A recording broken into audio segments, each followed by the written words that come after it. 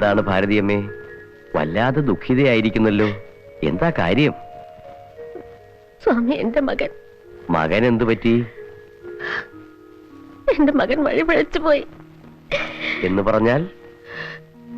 ഞാനതെങ്ങനെ സ്വാമിജിയോട് പറയും? അവൻ എല്ലാ തരത്തിലും വഴി പിഴച്ചു.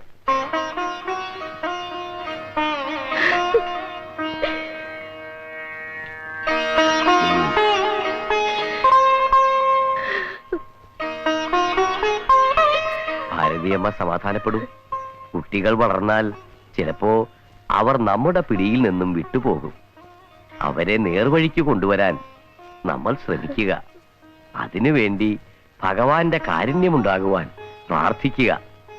ഫലം ഉണ്ടാകും. ശരി സ്വാമിജി.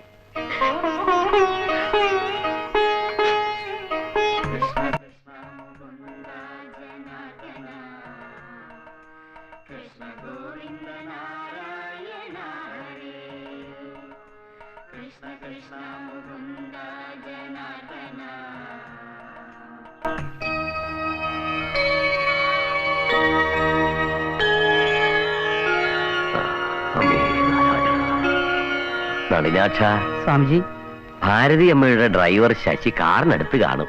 ഒന്ന് ഇങ്ങോട്ട് വരാൻ പറയുക. ശരി സ്വാമിജി.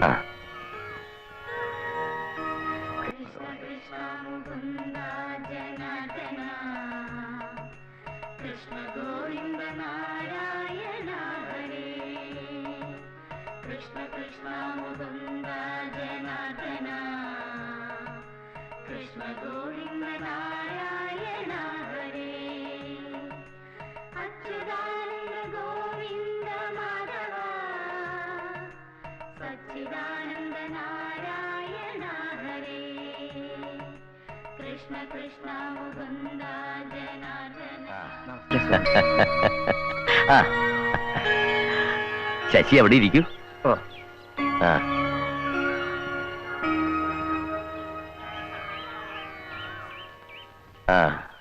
ഭാരതി അമ്മ മകന്റെ കാര്യത്തിൽ വല്ലാതെ വിഷമിക്കുന്നു.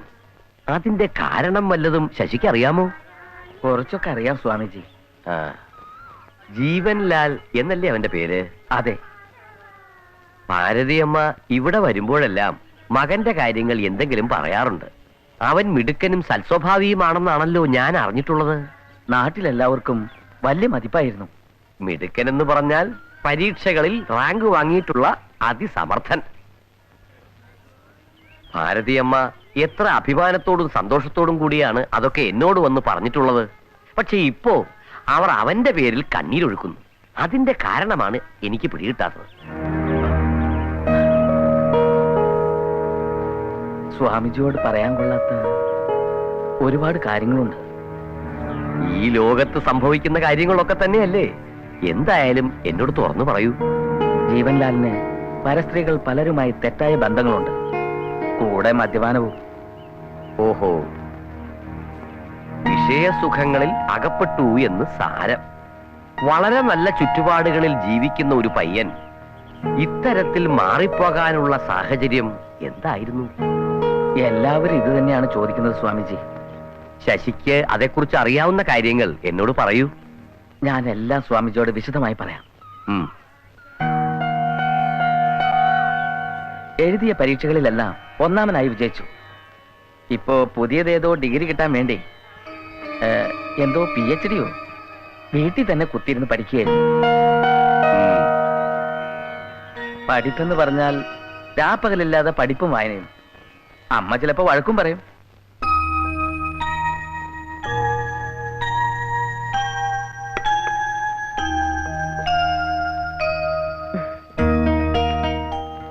രാവിലെ കുളിച്ചില്ലടാ. എപ്പോഴും വായന വായന വായന. എന്നാ പിന്നെ എനിക്ക് വേണ്ടി അമ്മ വായിക്ക്, ഞാൻ വെറുതെ ഇരിക്കാം. എന്റെ വായന ഇപ്പൊ അടുക്കളയിലാ. ജോലിക്ക് ഒരാള് നിന്നത് ഒരു പ്രയോജനം ഇല്ലാത്തോണ്ട് പറഞ്ഞു വിട്ടു. പുതിയ ഒരെണ്ണത്തിനെ കണ്ടുപിടിച്ച് തരാൻ ബ്രോക്കർ കുട്ടമ്പള്ളിയോട് പറഞ്ഞിട്ട് കുറച്ചു ദിവസമായി.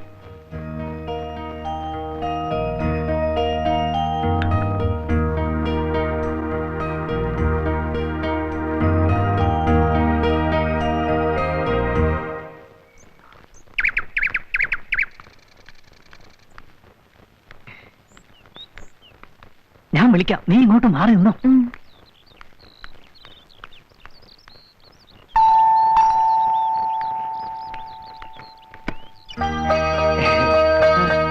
എന്താ കുട്ടമ്പിള്ളേ, ഇതുവരെ ആരെയും കണ്ടുപിടിച്ചില്ലേ? അവിടുന്ന് ഏൽപ്പിച്ചൊരു കാര്യം കുട്ടമ്പിള്ള നോക്കാതിരിക്കുവോ? ഉം. ഒരാളെ കൊണ്ടുവന്നിട്ടുണ്ട്. എവിടെ? ദാ എടി പെണ്ണെ, നീ ഇങ്ങോട്ട് വാ.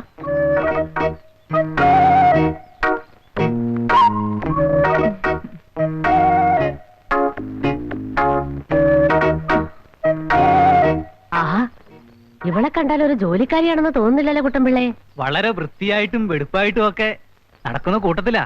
ആ, പണ്ടത്തെ കാലമൊന്നും അല്ലല്ലോ. നിന്റെ പേരെന്താ? ലതിക. വേറെ വല്ലയിടത്തും ജോലിക്ക് നിന്നിട്ടുണ്ടോ? പലയിടത്തും നിന്നിട്ടുണ്ട്.